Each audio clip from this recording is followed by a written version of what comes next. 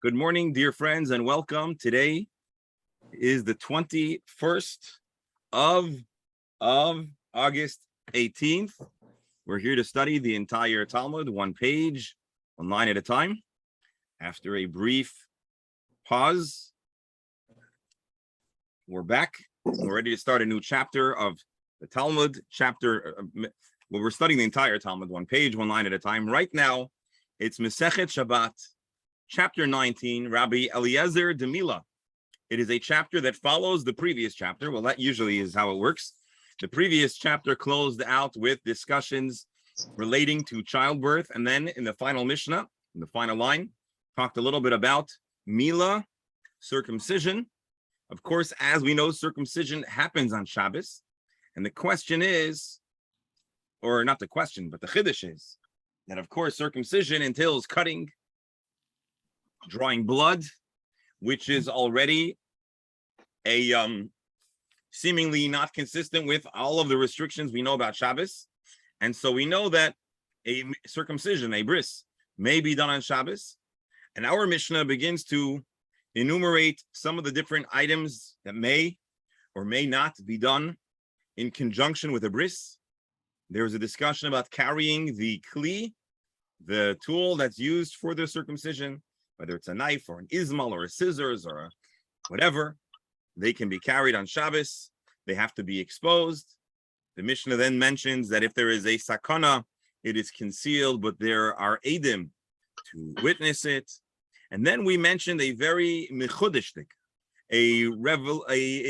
an unexpected teaching of Rabbi Eliezer, that if you don't have a knife, you can engage in the entire process of creating a knife or the circumcision tool, the circumcision implement anew, even if it means chopping wood and creating coal and melting the metal and forming it, etc., all things that are utterly prohibited on Shabbos, all to facilitate the bris, the mitzvah of Mila. Not everybody agrees. Rabbi Akiva has a much more restrictive viewpoint. Again, this is all, I'm just recapping a Mishnah. It's been over a week, but I think 9 days to be precise. Rabbi Akiva says no. A malacha that cannot be done before Shabbos can be done on Shabbos. But if you have the opportunity to do so before Shabbos, so for example, you don't need to create the knife on Shabbos. You could do that before Shabbos. So therefore, they should not be doicha as HaShabbos. That was the Mishnah. We're going to jump into the Gemara. I'm going to share the screen. And I think we'll find this Gemara interesting. There's a lot of history and Agada. Rabbi. Yes, Rebberal. It's not an immediate thing. I mean, the child is born. Why would we have to create a knife? We know there's going to be a bris. I think that's Rabbi Akiva's point. Why wait to the last minute? Don't be a procrastinator, and you won't have any of these problems. Now, I suppose we could find a scenario where you didn't have the opportunity to prepare in advance. I don't know, give me an example. What would be a scenario that you didn't have the opportunity to have advanced preparation? There are opportunities sometimes if you live outside of any big city, right? And you want to have a bris, and you're unable to have a bris. You couldn't get a moel. Maybe it's a 3-day yontif, right? And then all of a sudden you find out that Reb so-and-so, who's a moel, is a guest of. Or maybe the moel canceled. Right. Or maybe the moel lost his knife and needs another knife. Maybe the moel lost his knife, as long as he didn't lose his mind. He can't decide between fleischiks and milchiks. I mean, look, the reality is that this question, in the modern era, there's Baruch Hashem a proliferation of mohalim, well-trained, and there are moyels who travel. So although the Jewish people are dispersed in the Galut, so for example, there are many states that don't appear to have moyels, but there are moelim that travel. So I have actually 3 classmates, at least in yeshiva, that are certified mohels. One lives in Ottawa, Canada. One lives in New Orleans, and one lives in Las Vegas. And all 3 of them don't have enough. It's not that they don't have enough clientele. Their role as a mohel is not exclusively to do the brisin in their towns, because all of those places don't have a bris every day. Well, Vegas is becoming very large, but aside for that, they have a sense of responsibility to provide a circumcisions for all of the states or the regions, the Galil, the areas around it, and so they are frequently flying to do brisin. You're gonna kill me for this. People get clipped more in Las Vegas than anywhere else.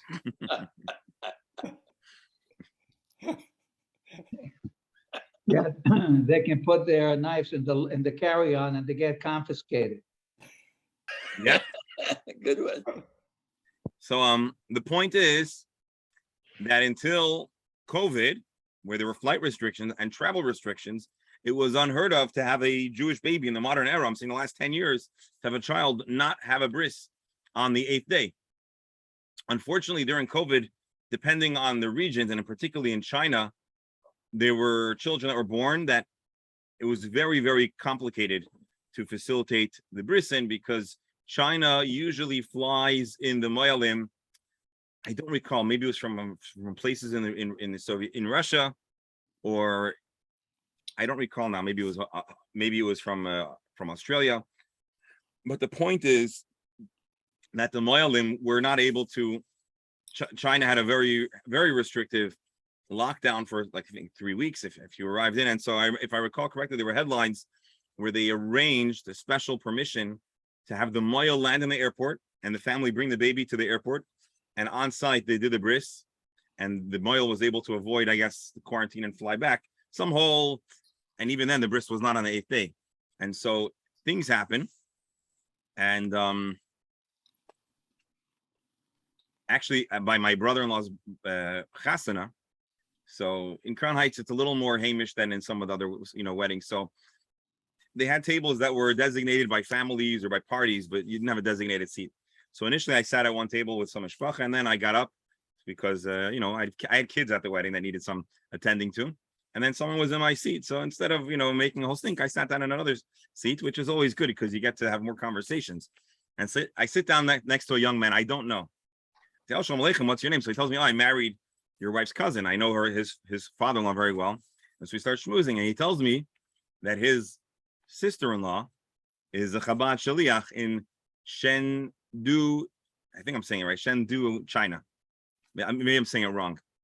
And it's actually the rabbi. I don't know if you remember the story of the mezuzah, where they traveled away and they came back and every apartment was robbed besides for theirs, because the Chinese thieves didn't know how to deactivate the mezuzah security system. All the other systems were electronic, and so they knew how to tamper with it. But the Israeli technology was too advanced for them, and so they didn't break into the Chabad rabbi. So this was the brother-in-law of that rabbi. Anyways, okay, let's jump into the Gemara. And again, it's great to be back, and I want to thank you all for being here. We dedicate today's learning for the health and well-being of all the members of our Chabura, especially those that are recovering from all different symptoms. I also want to mention a refuah shlema for Malka Basimcha, and oh, hold on, I'm sorry, give me one more second. I just want to check the name. There's actually a baby who needs a refuah so they can have a bris, so it's appropriate. We're studying the Gemara all about the bris. We should dedicate today's learning. Just give me a second. Tinok ben Julia will say.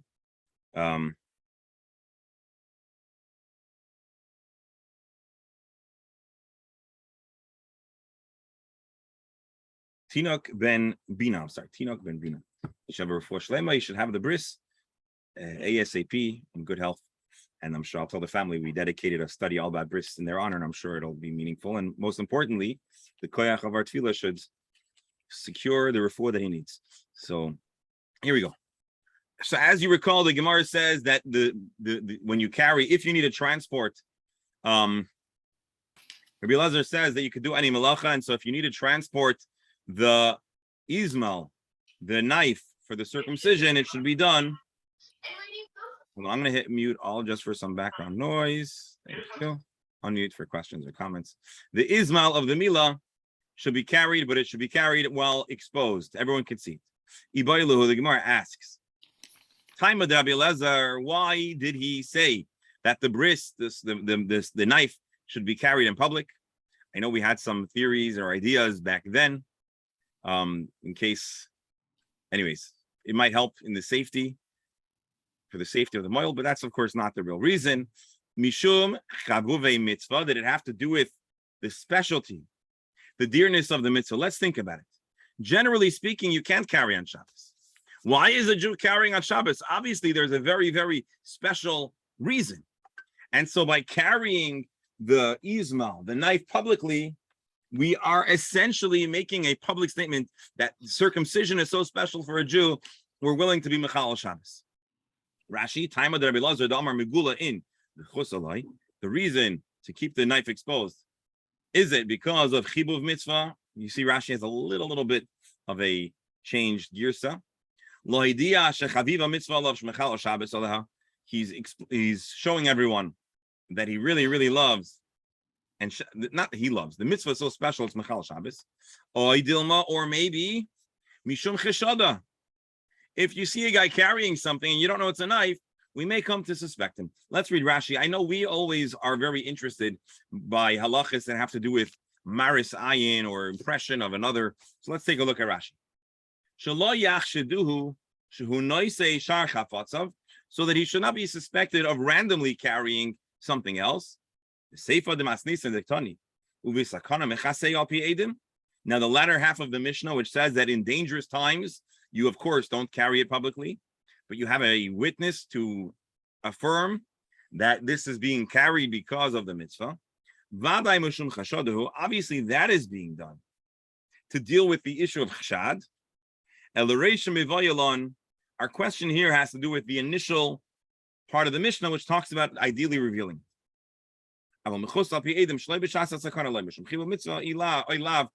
Basically, of course, we know there's an element of chashad, but we want to know if the primary motivation here is the dearness of the mitzvah or just because of suspicion. Now, I'm just, again, I don't want to totally rehash it because we've discussed it before. But why should we care about chashad? Why should you care about what someone else thinks? And this is a general thing, because let's say in our society today, we're always telling children and those who will listen that you have to do what you know is right, regardless of what people think. And if we're going to be consumed by other people's impressions, we're not going to really get on in life, and we're not really going to achieve peak success. And so we really want to cultivate to not care about other people. So I think here we're talking about the societal standard, and it's very important in a society to not create situations that create chashash, because in Jewish society, a person who is an avaryan, a person that's Mechal Shabbos, may lose certain perks and certain standings, and there is a responsibility to a Jewish society to uphold Jewish observance. And so we don't want, in the ideal version of how Judaism is practiced, we don't want things that create an ambiguity or delete. You see, we're using that, but that mitigate or diminish the sense of Shabbos. Similar to why, if you had a yishuv that's entirely religious, you wouldn't want people driving on Shabbos, because that itself takes down the sanctity of Shabbos. This is not, of course, an endorsement of any violence or aggression or intimidation, but of course, we'd prefer to create an environment that's totally Shabbos observant. And so, if someone is doing a mitzvah, it is a mitzvah to carry the knife. Why introduce chashad if possible? That's just a thought. Take it or leave it. L'may nafka mina. So the Gemara asks, is there really a halachic difference if the motivation of Rabbi Elazar to have the exposed knife is the dearness of the mitzvah, or so we shouldn't suspect the person of being Mechal Shabbos? So the Gemara answers, La'asuye mechus al pi edim. Let me reformat this to our preferred format. La'asuye mechus al pi edim. Because then, if the issue is chashad, well, edim might be able to mitigate that concern. But if it's because of the chibur, the dearness of the mitzvah, well, then there is no right to cover it up unless there is a sakhan. If the whole point is to make a public display of desecrating Shabbos to show how special the mitzvah of Mila is, well, then an aid won't help. But if the main motivation is about chashash, afilu mechusa, even if the even if the knife is covered, so long as there is an aid, we would be fine. Then even if it's covered up, as long as you have aidim, you're fine. The Gemara wants to know tachlis. What was the motivation of Rabbi Elazar's statement to keep the knife of the bris exposed on Shabbos? Itmar. So let's bring a supporting teaching from Rabbi Levi. The motivation of Rabbi Eliezer to say that the knife of the bris needs to be exposed was only an expression of dearness of the mitzvah. Indeed, a brisa makes a similar case. It says that Rabbi Elazar says, Elazar says that you should carry the knife on Shabbos, uncovered, not covered. We can even have a diuk in our Mishnah that the motivation for the exposed knife is to publicize the power of mitzvah of circumcision. Our Mishnah says, when can you have edim and cover up the mezuzah, the knife of the Mila? Only if there's a sakana. Sakana in, shaloi b'sakana loy, there's no waiver to have edim because we want to display publicly the importance of bris Mila. And we want to show how we're able to be Mechal Shabbos. Shema Mina, Mishum Chabo B'Mitzvah, Shema Mina. Indeed, this is a support, proof. Dr. Hammer, you're muted, but we'd love to hear, please.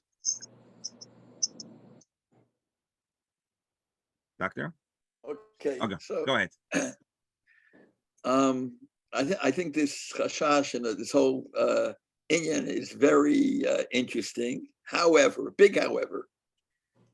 in my mind and experience, if somebody asked why Chabad is so effective and mostly respected, it's because, one sentence, they are non-judgmental. And this is totally the opposite. This suggests that we teach people to be so concerned that they should not be themselves, and others to continue to be really concerned with this, and that's so antithetical to Chabad teaching specifically, but also to most modern Orthodox thinkers in terms of not only theory but practice. And I think it's a very important issue to put on the list that we'll talk about. Can I reframe your question, Dr. Hammer? It's a good question. Yeah. How do we square the teachings that we learned together not long ago about Havedanis Kol Adam L'Kaf Sechus? How do we square the importance of always being Melamed Chus, even in extreme scenarios? And as you may recall, the Gemara brought some very far off and highly suspicious circumstances, and yet we said we have to be done the Kaf and their vast brachas. How do we square that with a Gemara, with a halacha that says that we are utterly concerned about cheshad? So I just want to reframe it to show that in the value of our Gemara itself, there are apparently two conflicting values. And it's a great question. It's an important question because I think we won't understand either Gemara unless we allow them we try to find a way to synthesize between them. Give me 1 second. Oh. So again, here's my sense. There is the individual standard, which is we must never judge another person unfavorably. So if you or I were ever to see somebody carrying something on Shabbos or driving on Shabbos, we must always default to assume that the person is doing something that is halachically acceptable. You see a guy carrying something and there's no Eruv, it must be that he's carrying the knife for the circumcision or a first aid kit. We must always default to judge the person favorably. We see a person driving on Shabbos, we must always default to the assumption that they are in the act of saving a life or doing something that is absolutely essential. And we need to train ourselves over and over and over again to always see the world from that perspective, even when it's far-fetched. But nonetheless, apparently, halacha is not looking to the halacha in the process of being codified. If there's going to be a scenario where a person is going to be Mechal Shabbos and it is sanctioned, ideally, we want to present in the most straightforward and unambiguous way. I think that's what we're saying. But I agree with you. Go ahead, Doctor. With all due respect, you're giving rationalizations. Why don't you let me just? Why can't you say, you know what? He doesn't believe in this, and then you could rationalize. Well, he didn't have the right education, but he doesn't believe in this. He knows that you're not supposed to do this, that, and the other thing. Right. That's true. That's true. That's true. I want to tell you something. I walk to shul with my kids, and kids are still figuring out the world. Right. And they're so are some adults, and adults too. We're constantly trying to figure out the world. But also, if you're a kid that's getting a chinuch, right. And so then you want to always square what you know about the theory of Jewish practice and Jewish people and people on the street. And even though they understand that our role is a lot of times educating people that have very little exposure, but every once in a while, I'm walking with my son or my daughter, and someone will roll down the window of their car on Shabbos. Rabbi, how are you? It was great to see you last week. And this happens almost every Shabbos at one point or another. And so every once in a while, my son will say, how is that guy driving on Shabbos? My son's older now, he gets it. I'm saying when he was younger, my daughter, how is that person driving on Shabbos? And so I explained to them that they're on a journey of exploring their Yiddishkeit. And they haven't yet embrace this facet of Yiddishkeit. And isn't it wonderful that they're making sacrifices to enhance their Yiddishkeit, and they feel so connected that they want to roll down the window. So that's a fair. I'm just sharing that because that's something that we experience very, very often. But I still think that from the halachic perspective, we would want to minimize the amount of times that we need to go through that exercise. And so we don't want to create a scenario of chashash, especially in the Mishnah's times. Again, society, there were certain restrictions to a Mechal Shabbos. The person that's Mechal Shabbos might not be accepted to give testimony in certain matters in a Beis Din about matters of Isser V'Heter or other things, or it would have to be dealt with. So why create doubt when we can just make it all straightforward? But it's a good question. This, of course, doesn't really resolve the fullness of the question. I'm just giving you my reaction, and it's something that's worth adding to the list and pondering further, because they do seem to be very much in conflict. And again, my sense is there's the personal, and then there's the halachic take. So the Torah tells us to never judge a person unfavorably, but halacha still is going to be concerned about creating protocol that minimize the amount of times that we need to do that. Rabbi, I look at it a different way. All right, let's hear. I look at it as though, why should a moil have to walk around on Shabbos with his knife? I mean, Well, if he wants to do a certain, no. If he needs to go to do a bris, obviously he shouldn't walk around with a knife. No. If there is a baby that's 8 days on Shabbos and we desecrate Shabbos to do the bris, according to Rabbi Lazar in a more extreme way, well, then if you're going to have to carry it, you're going to carry it publicly. Now you're asking, why don't you deliver the knife before Shabbos? That's probably the preferred method. But let's say the moil has 3 bris in 3 different homes. So let's say the moil doesn't doesn't even have anybody to go to, but he's just walking around with his knife. No. So that's just in case. No. Usually you don't have a bris like just in case. Like, hey, come inside for a second. Hey, are you a moil? Because otherwise, I agree with him. Obviously, if you go to a different town and you know what, they're very, very, they don't know. And the moil's coming this week. Let's do a bris for 4 or 5 kids. Yeah, but basically the point is, we're not saying that a moil should always walk around. We're not talking about open carry on Shabbos, that a moil should always walk around with a knife on Shabbos. No, we're saying is that if the moil has a scheduled bris, he can carry it according to Rabbi Lazar. How should he carry it? Ideally, in a way that everyone sees, wow, the moil is going to a bris. What's the issue? Rabbi, Yes. in answer to Bernie's question, maybe it's to protect the person himself wants to be sure that no one should think he's just carrying it for the sake of carrying it, from his perspective. I mean, that's essentially what's going on over here. We use the word chashad. We didn't. We don't say. We didn't get into the specifics. Who's chashad? Who is going to suffer? The point is, it's always straightforward. It's always better to be straightforward. it's always better to minimize the number of ambiguous situations. Now, Dr. Hammer very rightfully is retorting, what do you mean? Are we a judging society? We should just not be judging. You should never have to worry about being judged. And the answer is that there is an interesting balance in certainly in the Mishnaic times and in temple times of the Sanhedrin. If a person was seen being Mechal Shabbos, they were known to be Jewish, they would get a hasra, they would be warned, and then there would be possibly consequences. Now, granted, if you saw a guy carrying something and said, "Hey, it's Shabbos," and he says, "Yeah, I'm a moil," well, then the problem goes away. So, but yet we want to avoid these kind of moments. I believe so. But again, to be honest, let's put this on the list. And this is not the last of this subject with Hashem's help. Otherwise, you can get a fireman to walk around with his hose Well, just in case there's a fire. Well, hold on, but let's be honest. Hatzalah members who are involved in constant Hatzalas Nefashis, there are a number of Piskei Dinim.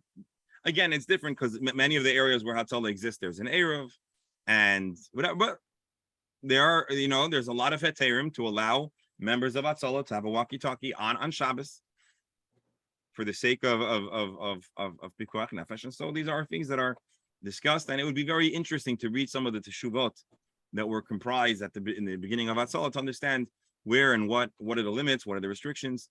For example, I know that in Monroe, maybe elsewhere, I don't have a lot of exposure to. No, in Monroe it's different, but they employ to some extent Gentiles to do some of the work, but the responders are all Jewish and they need to be accessible. And so, but let's jump back into the Gemara. Tanya Idach, another brisa that says, you have to transport the izbel, the knife of the circumcision. It needs to be transported, revealed on Akavrabtiv, Rabbi Lazar. Rabbi Yehuda, Amar Mishum Rabbi Lazar, Noigim Hayu B'Shas HaSakana, Shehayu Meviim B'Chusa Al Pi Edom.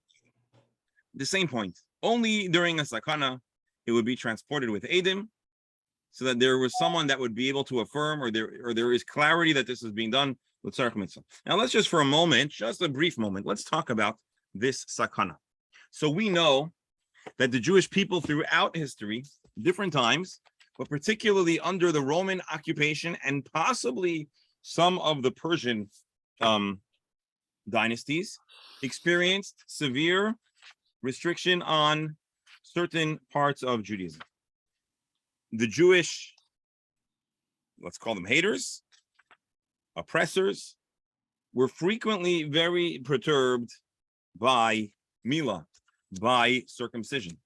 We know in Greek and Roman society, it was considered a preference to be uncircumcised. It was considered more beautiful, and they were very concerned by acts of circumcision.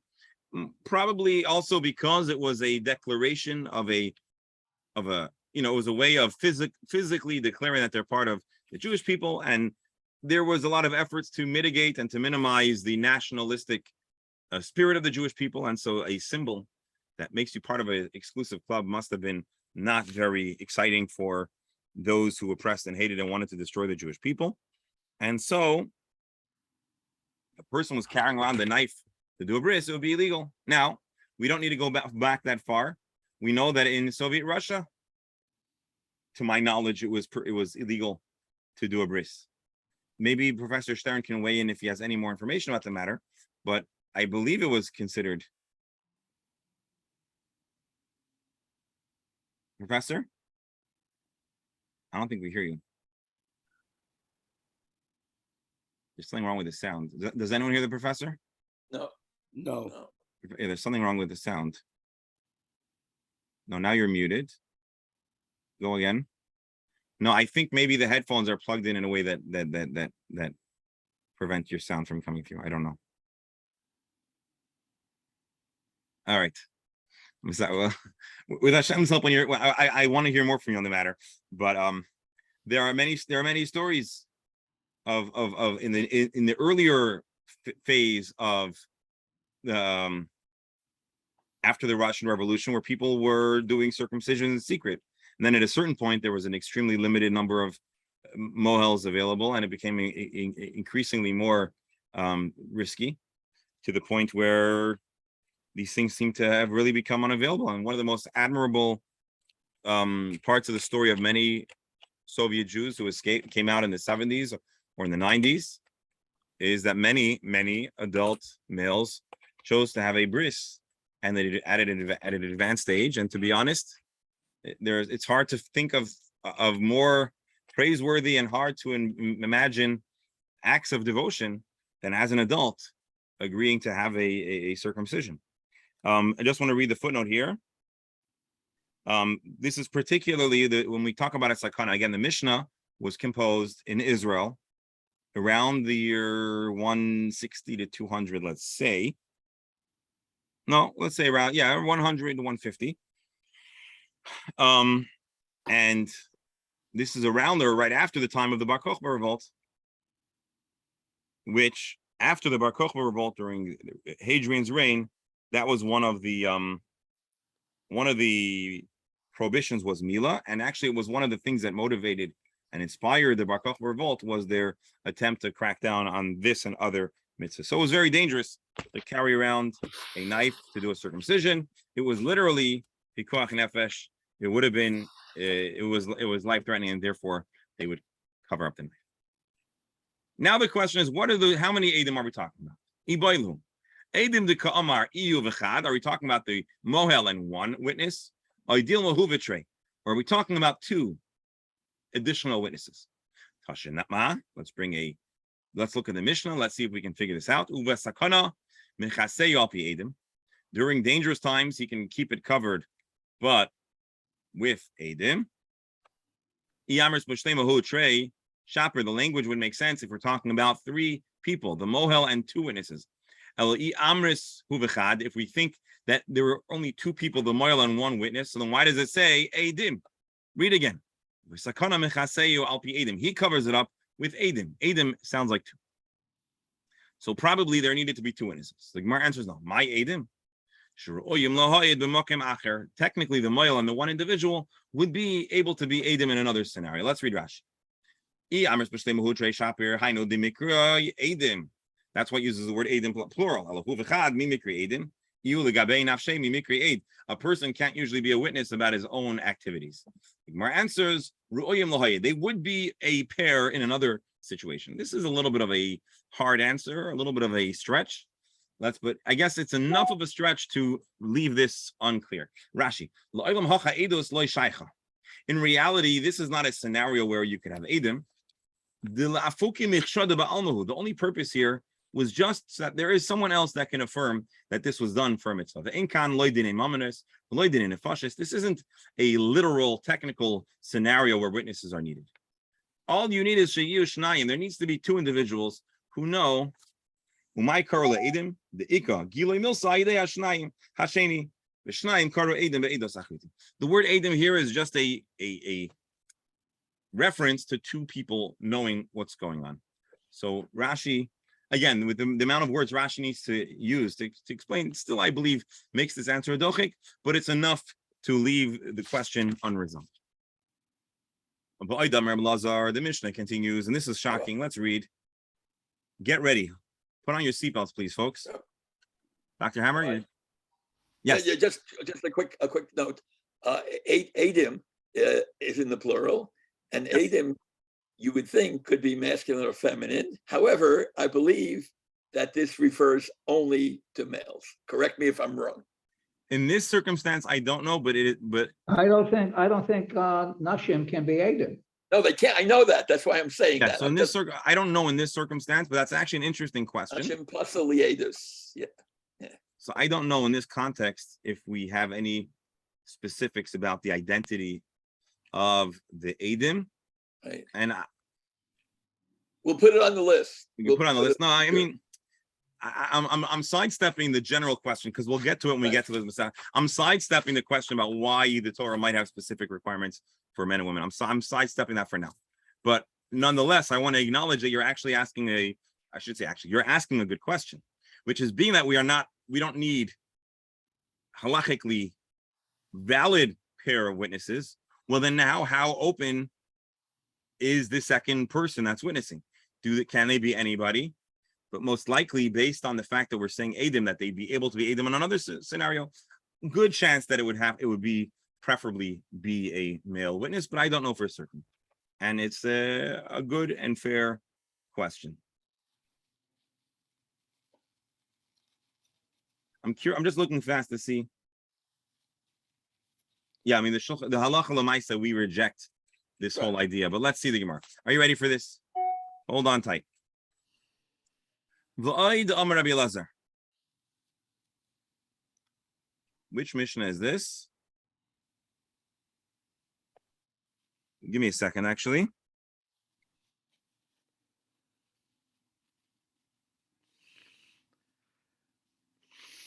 Oh, here. Our Mishnah said v'oid Amar Rabbi Elazar, that you can even manufacture, you can even produce the knife. Taner Rabbanan. There's a brayso on this matter that says like this: Rabbi Elazar, in the town of Rabbi Elazar, what would they do in his region, where he was the chief halachic authority? Hayu karsim eitzim. They would chop down wood. So this is a different language than our Mishnah, but the same idea. Lasois pechamim. They would make not coal. They would make embers or what do you call it? Charcoal. Lasois barzel b'Shabbos, with incredible heat to be able to form metal to make a izmal on Shabbos, which was a chiddush because the normative, I don't want to use the word normative, the common Jewish practice apparently was not to do so. But Rabbi Elazar, whose psak was you could, they had this mechudesh behavior that they were allowed, and they would actually follow his instruction to be mechal Shabbos in order to manufacture the knife. Now get ready. In the region where Rabbi Yossi Haglili was the posek, they would eat fowl, kosher bird meat. It was with considered parv. Milk. They considered it parav, or at the very least, because the halacha, the Torah says, lo tivashel. Well, the Gemara is going to elaborate, so let's see the Gemara's elaboration.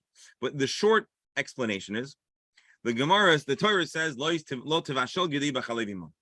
One is prohibited from cooking a kid in its mother's milk. The Torah says it 3 times, and so the Chazal say the reason why the Torah says 3 times lo tivashel gedi b'chalev imo, that you're not allowed to cook a kid in its mother's milk, is to teach us you're not allowed to cook it, you're not allowed to eat it, and you're not even allowed to have benefit from this combination of milk and meat. The question is, what about other types of meat? And so midoraita, again, the Gemara is going to elaborate on all this. Biblically, we're talking about an animal that produces milk. You cannot cook that kind of meat in milk. But there is no restriction biblically between eating fowl. Now, if you'll hold on, we'll see the Gemara's elaboration, but Rabbi Yossi is holding on to this, the biblical standard here. He does not believe that the Gzeira extends to B'sar Oif. And of course, as we know today, and for the last 1,500, almost 2,000 years, since the Gemara, the psak is that we do not follow this lamai. So we do not eat a chicken burger with cheese. Today, in the modern era, movements that are deny the value, the power, the authority of Gemara Shulchan Aruch, there are those who try to reestablish for themselves the ability to eat chicken soup with cheese, or I don't know what, but that's not the halachic practice. But those who make that claim want to use this Gemara. So let us continue. Levi, Levi, who was a close student, disciple of Rabbi Yehuda Hanasi, went to the house of Rabbi Yossi Rishpa. Sayed Oifais. He was a bird catcher, hunter. Let's see, there's no other biographical information about him.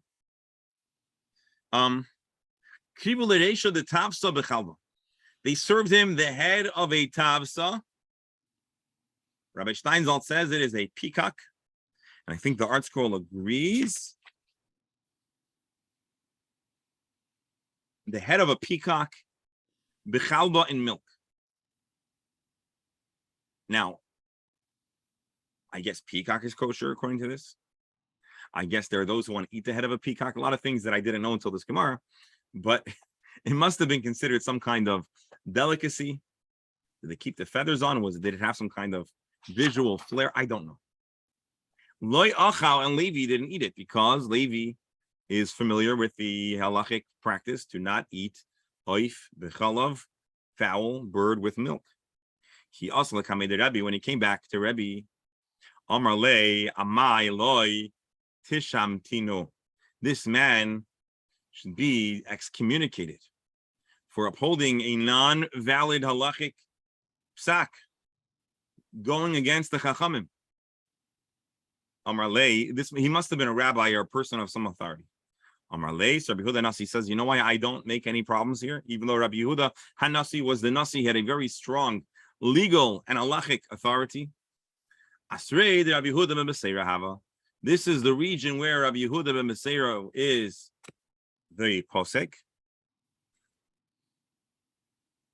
The Amina Dil Madar Shlok Rabbi Yosef Haglili, and it's possible that his psak follows the opinion of Rabbi Yosef Haglili, and Rabbi Yosef Haglili is the one who says that one is permitted to eat oif, the chalav. And so, although it is not our practice, this is a region which still adheres to a different halachic authority. And again, we're talking about a time where there were different regions that had different tanoim, sages of the Mishnah who had varying authority. And at that time, there was a diversity of practice to some extent, depending on the region in which they resided. Now, what's the Dilma?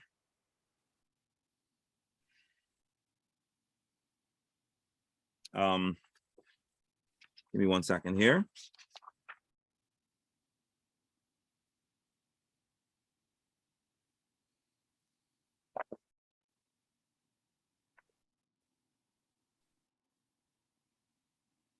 Give me a second.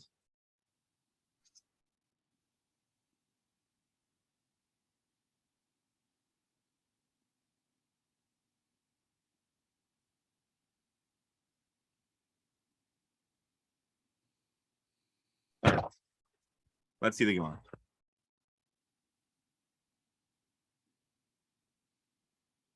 The Tanan, what does Rabbi Yossi hold? That he said maybe he follows Rabbi Yossi. The Tanan, a Mishnah says like this: Rabbi Yossi, this is in Chulin, I believe. Nemar lo yisoichlo kol nevela. The Torah says, do not eat a nevela, an unshechted animal. V'nemar lo yisavashel gadiva chalevimai, and the verse ends, lo tevashel gadiva chalevimai. So there's a juxtaposition of two different halachas. Don't eat a nevela and don't eat milk and meat.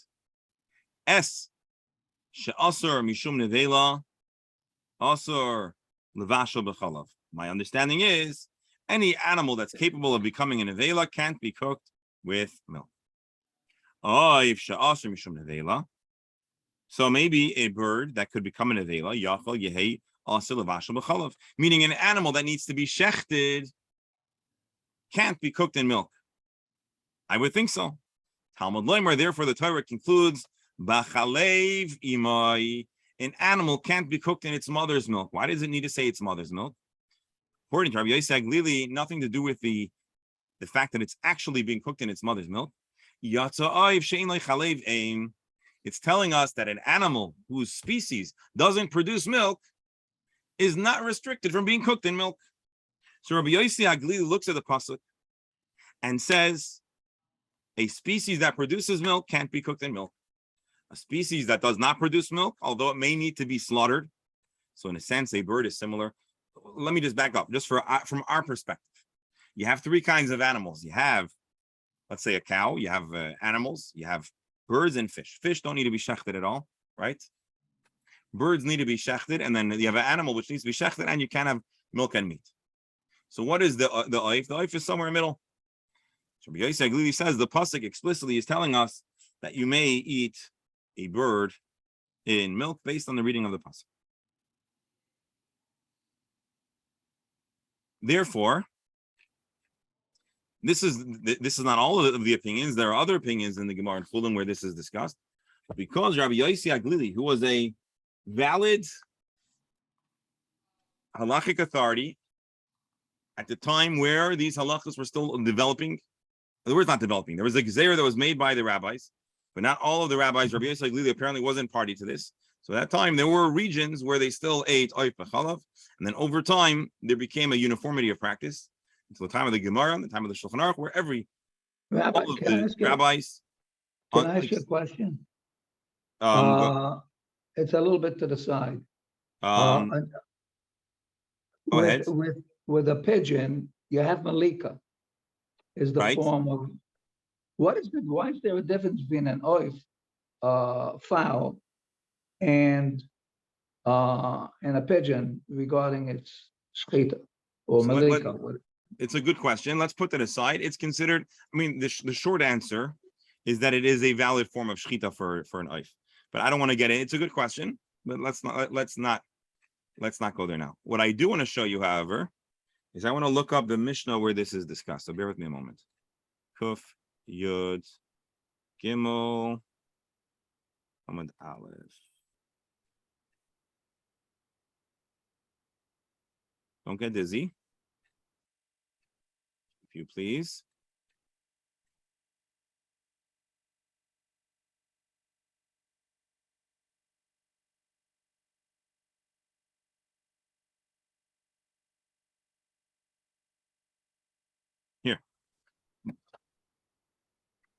Here's the Mishnah. Basar behema tahira b'chalev behema tahira aser. Levashel aser bana. A behema tamei, a tahira, kosher animal, with milk of a kosher animal can't be cooked. You can't even have ana, and obviously you can't eat it. Basar behema tahira. What about kosher meat? B'chalev behema tamei, with milk from a non-kosher animal, or basar behema tamei b'chalev behema tahira. Muter levashel. They're allowed to be cooked. You're allowed to sell it. You just can't eat it. So ironically, if your burger is made, according to this, if your burger is made out of chazer, it's easier to sell a cheeseburger with the patty made of pig than beef. Rabbi Kiva Omer, Chaya v'oif. I don't want to analyze this now just because it's beyond the scope. Of course, this is a very interesting conversation. Hashem has help, we'll get her. Rabbi Kiva Omer, Chaya v'oif. Einon min haTorah. Eating with milk an undomesticated animal. I believe we would talk about like a deer. And with birds is not biblical. Rabbi Kiva says that biblically you are allowed to eat, for what's interesting to us is the oif b'chalav. So this is Rabbi Kiva's opinion, that although you're not allowed to eat oif or chaya with milk, it's not biblical. It says about not eating an avela, and the same pasuk says not about eating milk and meat. That which can't be eaten, I would think that which becomes an avela you can't cook in milk. So here we have a machlokes between Rabbi Akiva and Rabbi Yossi about the practice, if you're allowed to eat oif b'chalav. Again, I just want to show you that I don't want to dig too deep in here, but there we have a little bit of an elaboration. So based on the Psaka Rabbi Yossi Glili, there were some people in the time of the Mishnah who still ate chicken burgers with cheese. Let me read for you just the. Actually, let's see if we have it here. Hold on.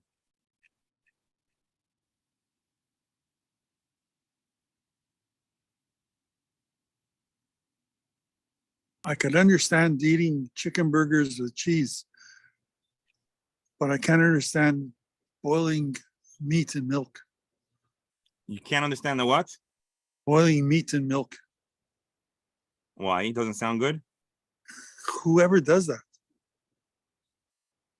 People did it, apparently. They did it. They did it in People do those it all days. the time. But why don't they do it in water? They do it. Oh, no, sometimes you have a dish that includes, again, well, first of all, cheese and meat all the time you see people eating, right? Yeah. But you don't see people cooking meat and food in milk. You ever seen a steak cooked in butter? No, Good. but the butter is a substitute for the oil. The point is, people do eat milk and meat and dairy all the time together. And kosher people avoid it. All right, I want to read for you just a summary here. The Ritva writes in the name of the Ravid an explanation, because this Gemara is a little surprising. I mean, I try to clarify, but Tachlis, the Gemara is saying that they're very good Jews. Mashiach's going to come. There's going to be Tchias HaMesim. We're going to meet Rabbi Yossi HaGalili, and we're going to sit down to have a Suda with him, and he's going to ask for some milk for his. He has chicken, and it's a little dry, and he's going to ask for a little bit of sour cream. Yeah, sour cream. And we're going to have a heart attack. So what's going on over here? So the Ritva explains the name of the Ravid, and in those days, the halacha didn't yet reject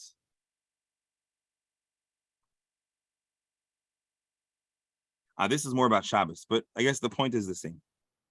There wasn't yet an utter rejection of the opinion of Rabbi. Oh, no, I'm sorry. This is a footnote for the next Gemara. I apologize. But the same applies here. At this time, there wasn't a total consensus rejecting the opinion of Rabbi Yossi HaGalili. There were still regions that followed him, and then there were many regions that did not. And ultimately, in the time in the Gemara and in the Shulchan Aruch, it becomes utterly not an option in Jewish practice. And the same applies to the next Gemara. Am Rabbi Yitzchak. There was a town in Israel. They followed the opinion of Rabbi Eliezer. They took circumcision very seriously, including doing all different types of Chilul Shabbos only for the sake of Mila.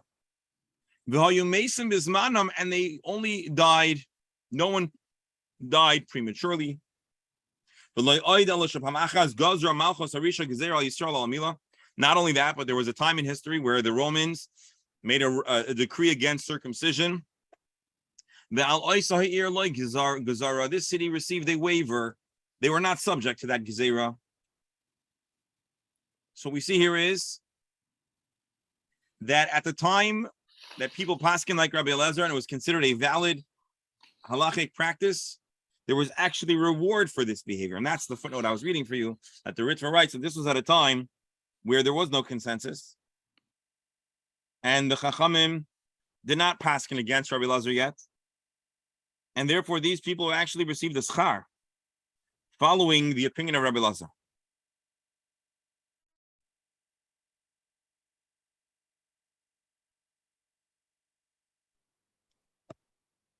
And so we see at this time the city that was obsessed with the mitzvah of circumcision, and they were matriach themselves, and they went out of the way to show how beautiful and holy and precious the mitzvah of Mila was. Well, they were rewarded for doing so.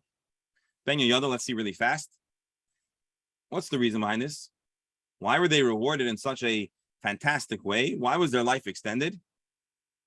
So the Medrash says like this: Shabbos shekula neged kol haTorah. Shabbos is such an important mitzvah; it is equal to all of the Torah. Umila nami shekula keneged kol haTorah. And similarly, the Mila, the bris, is also as so important that it's like the whole Torah.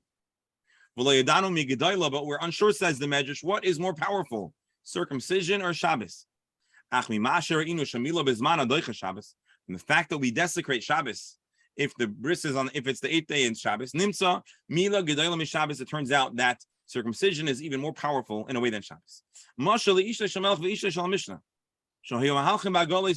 happens if the queen, and the Yosef's wife are traveling? The Mishnah Lamelech, the president and the vice president are traveling, and you have the first lady and the second man. What do you call the husband of the vice president? Second gentleman. The second gentleman. So if the first lady and the second gentleman are traveling, so what does the Medrash say?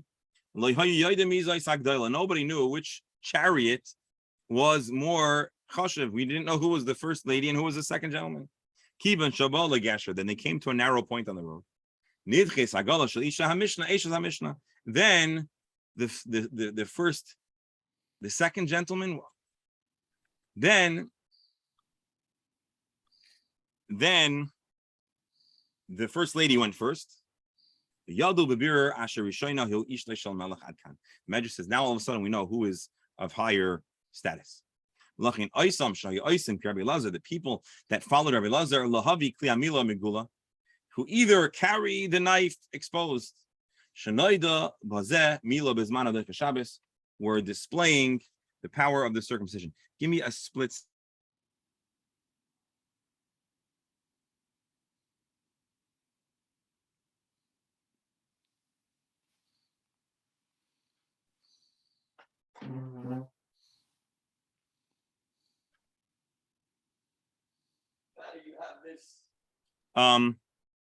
What they were doing was they were displaying to all the power of the bris milah. And in this merit, they lived a long life, because it says about the bris, this blood you will live. Therefore, the schus of the bris facilitates life. Now he's going to say something Kabbalistic from the Arizal. Besoid Hamila, Sheyesh, Ayin, Ches, Oyros, Chasadim. There are 78 lights of kindness. But then there's 8 lights that are mechusim. There's 78. 70 are revealed and 8 are covered. The 70 revealed are exposed because of the Mila. And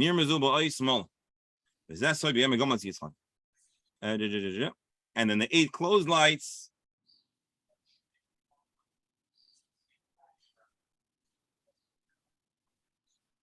And then there are 8 additional deep, powerful lights, iris, berchis, that are revealed. And the word Ismal, the name for the circumcising tool, Aleph, Zayin, Ismal. Aleph and Zayin is 8. This refers to the 8 hidden lights. Mal is the equivalent of 70. Mem and Lamed is 40 and 30, that's 70. So Ismal represents all 78 lights. So the Kli HaMila refers to the hidden lights that need to be revealed, and therefore, by carrying the Ismal in a revealed way, they were being Megala, they were revealing the hidden lights of the power of circumcision. Okay. Oh, there we go. Tomorrow, we're going to continue with Hashem's help, Agadic teachings all about the power of the Bris Milah and some of the history of circumcision and how the Jewish people embraced it, and the further rewards in the schus. And again, we pray for good health for everyone in our chabura, especially those that are undergoing healing from COVID or any other concern. And we'll dedicate today's learning for Tinok Ben Bina. He should be able to go have his circumcision ASAP. And we'll also daven that meeting that is happening today should be b'atzlacha, and we should have only good news for all of Klal Yisrael. Thank you all for being here, and I look forward to seeing everyone tomorrow. And Professor, tomorrow, if your sound works, I'd love to hear about circumcision in the former Soviet Union. My dear friends, have a wonderful day. Thank you, Rabbi. And Thank you. Thank you.